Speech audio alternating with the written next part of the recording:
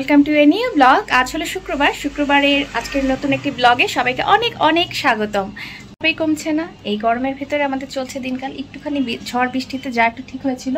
আর এই যে একটা মিরর লাগিয়েছে এখানে, বড় একটা মিরর, ফুল সাইজ। এই মিররটা হলো আমার শুকেছে পিছন থেকে একটা মিরর বের হয়েছিল, মানে এক সাইড যেটা কর্নারটা কেটেছি সেখান থেকে মিররটা এসেছে। তো এটাই শুধু আয়নাটাকে নিয়ে আমি ওই আয়নাটার মাপ নিয়ে এই ফ্রেমটাকে কিনে এনেছিলাম। এই ফ্রেমটা লাগিয়ে নিয়েছি। এটা মনে হলো যে আমার এখানে কাঠের ফার্নিচারের সাথে গোল্ডেন আর কি একটু বর্ডার থাকলে মনে হলো ভালো লাগবে, যার জন্য এটাই পছন্দ করলাম। আর এক সাইডে বেশ ভালোই হয়েছে। আমার এখানে দাঁড়িয়ে আবার এই রুমে যে গেস্ট আসবে তারা এখানে দাঁড়িয়ে রেডি হওয়া বা আয়না দেখার জন্য বেস্ট পারফেক্ট। আর আমার এই পড়ার টেবিলটা তো বহু বছরের পুরনো, এটা আমার পড়া যেদিন শেষ হবে সেদিন এটাকে বাই বাই টাটা করে দিব। এইবার রান্না করব, দুপুরে রান্না বসিয়ে দিব। রান্না শুরু করার আগে ভাবলাম যে হাজবেন্ড একটু আগে ডাব নিয়ে আসলো, তো ইপসিকে আর ইপসির বাবাকে ডাবটা কেটে দিয়ে আসি, ওরা খাক। শুক্রবার হলে দেখা যায় যে যত রোদ গরম থাকুক না কেন, হাজবেন্ড বাসার দায়িত্ব যা বাজার লাগে সাপ্তাহিক বাজারগুলো এক এক জায়গা থেকে নিয়ে আসে। কোথা থেকে তরকারি আনে, কোনো জায়গা থেকে মাছ নিয়ে আসে। তো যার জন্য রোদে দেখি যে পুরো লাল হয়ে আছে, মানে এত রোদের তাপ, তারপরও বাসার জন্য বাজার ঘুরে ঘুরে আমাদের জন্য ভালোটাই আনার চেষ্টা করে সব সময়। খুব মায়া লাগে, ছেলে মানুষরা আসলে অনেক দায়িত্ব নেয় মাথায়। এখন ভাবছিলাম ডাবটা একটু ঠান্ডা দিলে ভালো লাগতো, আরাম লাগতো, কিন্তু তারপর একবার মনে হলো যে না, ঠান্ডা ফ্রিজে রেখে দিলে ঠিক হবে না। ওর বাহির থেকে গরম থেকে এসেই ঠান্ডাটা খাওয়া কারোই ঠিক না, ঠান্ডা লেগে যায়। আর এখন তো এত খারাপ অবস্থা, জ্বর ঠান্ডা কাশি লাগলে আর ঠিকই হচ্ছে না, কাশি তো ভালোই হতে চাচ্ছে না। আর এই ডাবটা কাটার পরে দেখলাম, আমি ডাবটার সাইজটা দেখে মনে হলো যে একমগ হবে হয়তো, বা আরও কম হতে পারে। এর চেয়েও বড়ো সাইজের যে ডাবগুলো আনে প্রায়, তো দেখি যে ওগুলো বড়ো সাইজের ডাবগুলোতেই মনে হয় যে জল একটু কম হয়। এটা দেখতে ছোট কিন্তু ভালোই জল হয়েছে। ওর বাবা একমগ হয়ে ইপসির জন্য এক বাটি করলাম, তো ওর বাবাকে আগে জলটা দিয়ে আসি। এরপর আবার রান্না করতে যেয়ে তো মহা মুশকিল। শুক্রবার হলেই গ্যাসটা যেন আরও আগে আগে চলে যায়, 8টা-9টার ভিতরে একদমই থাকে না। শুক্রবার মানুষ একটু রান্নাবান্না বেশি করে, কিন্তু এই দিনই গ্যাস থাকে না। কী আর করার, ইন্ডাকশন চুলা নামিয়েছি, এটা দিয়ে রান্না শুরু করেছি, মাংসটা হতে থাকুক। আর এই যে আমার শুকেজের আরেক অংশ এখানে এনে রেখে দিয়েছি, এটার অবস্থান অবশেষে রান্নাঘরেই হলো। একবার ভেবেছিলাম বুক সেলফ করবো, ড্রয়িং রুমে থাকবে, এখানে হলো একটা ডিনার সেট রেখে দিয়েছি, সচরাচর সবাই আসলে দিতে। আর সবসময় লাগে এরকম চামচগুলো ড্রয়ারেই রেখে দিয়েছি।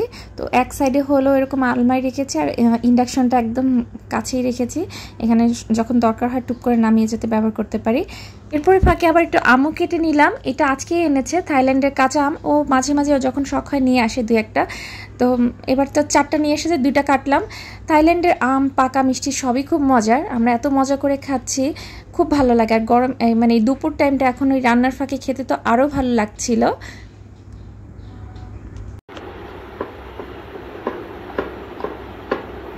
ছোট্ট রাধুনি রান্না করছে। রাধু, কি রান্না করছো তুমি? পোলাও রান্না করছো? মাংস রান্না। এই তো ভালো করে চালটা ভেজে পোলাওর একদম আমার 50% কাজ করে দিয়ে গেল। এখন আমি শুধু জলটা দিয়ে দিলাম, আর তো একটু গুঁড়া দুধ দিয়ে দিব, ব্যাস। আজকে পোলাও রান্নাটা কিন্তু ইপসি করলো। আজকে দেখা যাক পোলাওটা কেমন হয়, তো পরে বোঝা যাবে। একদম জল মেপে সুন্দর করে বসিয়ে দিয়েছি। ইপসি কিন্তু অলরেডি ওর বাবার কাছে যে বলে এসেছে, বাবা আজকে আমি পোলাও রান্না করেছি তোমাদের জন্য, কেমন হয়েছে বলো। তো হোপফুলি ইপসি রান্না খুবই ভালো হবে, প্রথম রান্না করেছে মেয়ে।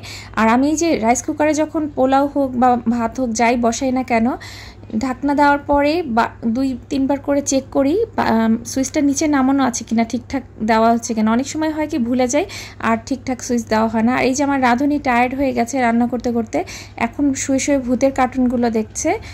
একটু সময় থাকুক, এভাবে একটু পরকে স্নান করিয়ে দিব।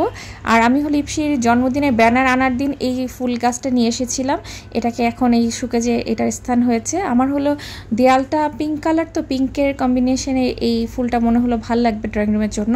ফুলের তেমন একটা কিছু নাই, আমার কেনা দরকার আরও। আর এখানে না প্রায় একটা সাইডে আমি একটু পিঙ্কে হয়ে গেল, ঝিনুকটাও পিঙ্ক, ফুলটাও পিঙ্ক। তো আমি হলো রাঁধুনিকে বলছিলাম একটু আম খাওয়ার জন্য, এত ভালো পোলাও রান্না করছে আমাদের জন্য, কিন্তু না, আমার রাঁধুনি হলো ডাবের শাঁস নিয়ে বসেছে। এই পাতলা শাঁসগুলো ওর একটু পছন্দ, কিন্তু আম কোনোভাবেই খাওয়াতে পারলাম না। তারপরে দুপুরে খেতে বসে দেখলাম পোলাওটা খুবই মজা হয়েছে এবং খাওয়া দাওয়া শেষে সিরাজগঞ্জের দই খাচ্ছি। মনিকা দিদি অনেকগুলো দই এনেছিল, তো দই এখনও আছে। মনি দিদি ঠান্ডা খাবে না, তো আমি একা একাই সাবার করছি এবং দইটা যে কি ভালো লাগছিল, সাথে বেগুনিটা দিয়ে একটু খাচ্ছিলাম। আরেকটা জিনিস আজকে আবিষ্কার করলাম, এই যে দই, মিষ্টি দইয়ের ভিতরে একটুটা লেবুর রস নিয়ে তার মধ্যে 1 চিমটি লবণ নিয়ে সুন্দর করে এটাকে মেখে খেতে যে কি মজা, একদম পুরা মাঠা, মানে পুরা মুখ ফ্রেশ হয়ে যায়। পোলাও মাংস খাওয়ার পরে এই খাবারটা বেস্ট। ওর বিকেলবেলা ইপসি ঘুম থেকে উঠে কি করবে বায়না করছে, ওর বাবা বাসায় নেই, বাইরে গেছে কাজে, আসতে হয়তো রাত হবে। তো মেয়েকে হলো ওর একটা খেলনা নামিয়ে দিলাম। ও জন্মদিনে বেশ কিছু খেলনা পেয়েছে, তার ভিতরে অনেকগুলোই খোলা হয়ে গেছে ওর ম্যাক্সিমাম, আর 2টা মাত্র উঠিয়ে রেখেছি। এরকম বড় 2টা খেলনা আছে, আর সবগুলোই খোলা হয়ে গেছে। এই যে ক্রাম বোর্ড এরকম ফেলে রেখেছে। তো আজকে হলো এই পুতুলের সেটটা পুরোটাই খুলে দিতে বললো, এটা দিয়ে খেলবে। আমি এটা টাপাটাপ কাটা শুরু করছিলাম। আমি ভাবলাম কি এটা হলো এই ঘরটার ভিতরে এত সুন্দর কিউট, মানে বের করতে ইচ্ছা করছিল না। তো মেয়ের বায়নায় আমি তাড়াতাড়ি কেচি দিয়ে না কুটকুট করে কেটে দিচ্ছিলাম। ওর হলো জুতার রেক আছে, সেই সাথে ওদের আবার সুন্দর 2টা পার্স ব্যাগ আছে, ছোট পুতুলের জন্য ছোট পার্স ব্যাগ, বড় পুতুলের জন্য আরেকটু বড় ব্যাগ পার্স ব্যাগ। সাথে ওদের ঘোরার জন্য ট্রলি আছে, ওদের পোষা 3টা কুকুরের ছানা আছে, একটা সুন্দর খাট আছে। তো আমি এগুলো না টুকটুক করে যে কেচি দিয়ে এভাবে কেটে দিচ্ছিলাম। এগুলো সব এই ঘরের সেট আপ দিয়ে একটা তারের মতো দিয়ে এগুলোকে বাঁধা ছিল, কিন্তু হুট করে কাটতে কাটতে আমার মনে হলো আমি ঘরের সাথে এই যে বেডটার সাথে একটা লাইট ছিল ওইটা বোধহয় কেটে ফেললাম। তখন বললাম আই হাই কি করলাম, মেয়ে তো কান্না শুরু করে দিল, তুমি আমার খেলনা কেন নষ্ট করে দিলা। আমিও না মানে বুঝতে পারিনি, অন্য যেগুলো কাটছিলাম, যেগুলো তার দিয়ে আটকানো ছিল, ওগুলো কাটতে কাটতে হঠাৎ যে এখানে লাইট থাকতে পারে বা এইরকম সেট আপ থাকতে পারে, এটা আমার ধারণাই ছিল না। এই যে এটা হলো একটা বাং বেড, দোতলা একটা খাট, এত কিউট একটা খাট। এই 2টা পুতুলের, ওদের 2টা বোন হবে মেবি, এই 2 বোনের 2টা খাট, একটা বড় বোন একটা ছোট বোন। খাটটা কি যে কিউট, 2 সাইডে ডিজাইন করা আছে, সিঁড়ি আছে, বাং বেড যেরকমটা হয় সিঁড়ি দিয়ে দোতলা ওঠার জন্য, তারপর 2 সাইডে কত সুন্দর ডিজাইন। কিন্তু এই যেখানে একটা লাইটের তার দিয়ে বেশ বড়, মানে পুরো বেডটা কাভার করে এরকম বড় একটা তার দিয়ে এরকম ছোট ছোট ছোট ছোট লাইট আছে, ফেরি লাইট। আমি হলো একটা লাইটের পরেই কুট করে এই যে কেটে ফেলেছি, এটা আলাদা হয়ে গেছে। তারপর এটা আবার না পেঁচিয়ে পেঁচিয়ে আটকানোর চেষ্টা করলাম, কিন্তু আর ঠিক হলো না। এগুলো মানে কেটে গেলে আর ঠিক হয় না। আর এটা কিন্তু বেশ বড়ই ছিল, যে এত বড়, এটাকে পুরোটা প্যাঁচায় রাখলে মানে পুরো খাটটা সুন্দর লাগতো, রাতের বেলা ঝিকিমিকি করে জ্বলতো। এটা 3টা ভাবে লাইটটা জলে নিভে আবার একভাবে জ্বলে। কি আর করার, কেটে তো ফেলেছি। এখন 2 বোনকে একই জায়গায় বসিয়ে রেখে দিলাম, আর মেয়েকেও খুব বুঝিয়ে টুঝিয়ে খেলতে দিয়ে গেলাম যে তুমি এখন এগুলো নিয়ে খেলো, ওদের জুতা চেঞ্জ করো, অনেক ধরনের জুতা আছে। শেষ তোমার এইটুক খেললে হবে? এই খেলনা রেখে আর মন নেই এখানে। এখন সে আমাদের সাথে রান্নাঘরে ঘোরাঘুরি করছে। বানাচ্ছিল কলার বড়া, মেয়েকে একটু দেখতে আসলাম, দেখি যে সে সব এরকম ফেলে রেখে দিয়েছে।